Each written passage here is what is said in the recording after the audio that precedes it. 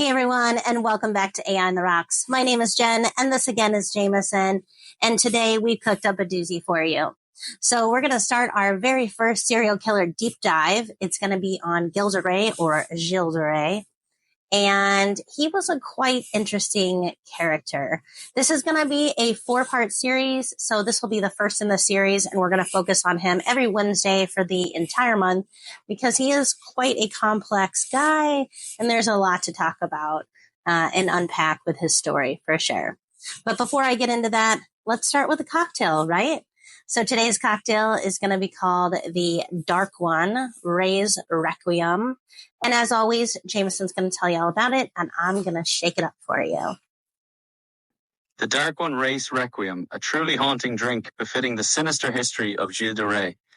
Dark rum sets the base of this twisted concoction, followed by a small measure of red wine, a chilling reminder of the blood of his victims. A hint of blackberry liqueur adds a touch of sweet temptation, while a dash of bitters offers a bitter end to this chilling tribute to the most evil night.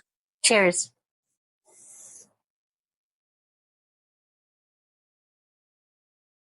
Wow. That's really bold. It's really fruity. It's a really strong cocktail. So if you're, having a book party and you're going over serial killer stories and delving into true crime, this is a perfect one to sip as you read along. All right, guys, you can learn more about this drink and the exact measurements in our recipe section. But back to the story, right?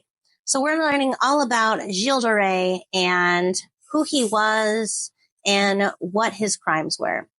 So today's episode is going to focus all on the man, the myth, the legend of Gilles de Rais. Gilles de Rais was around during the 100 Years' War. During the 100 Years' War, guys, France was at war with Britain.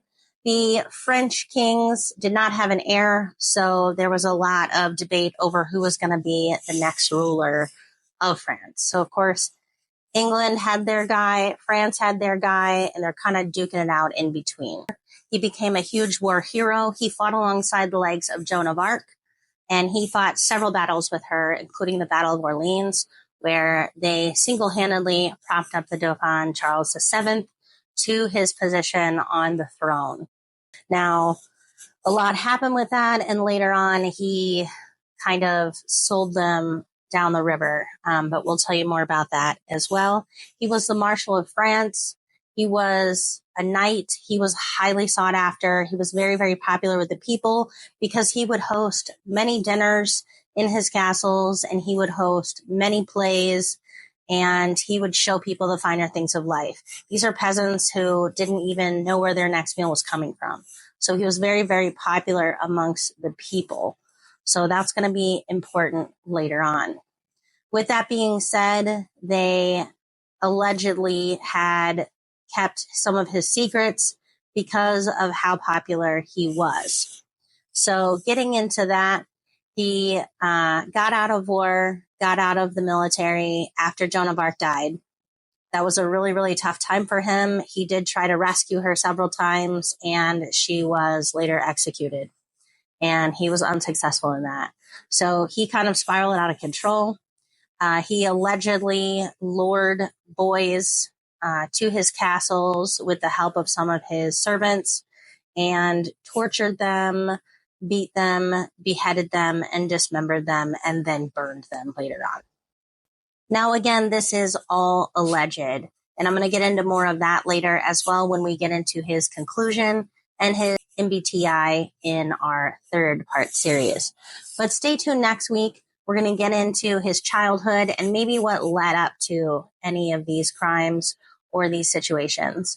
If you want to watch more on Gilles de Rais, there's a really, really awesome video on YouTube. I'm going to link it above right here.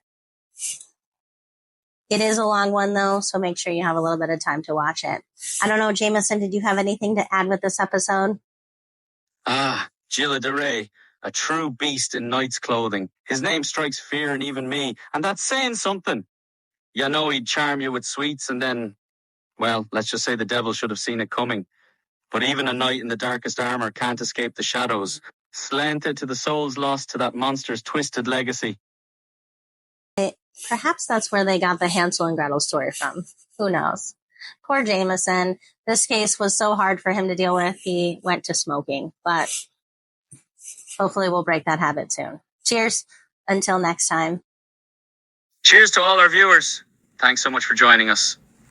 Before you go, don't forget to like, share, and subscribe for even more fun and informative episodes. Slánte.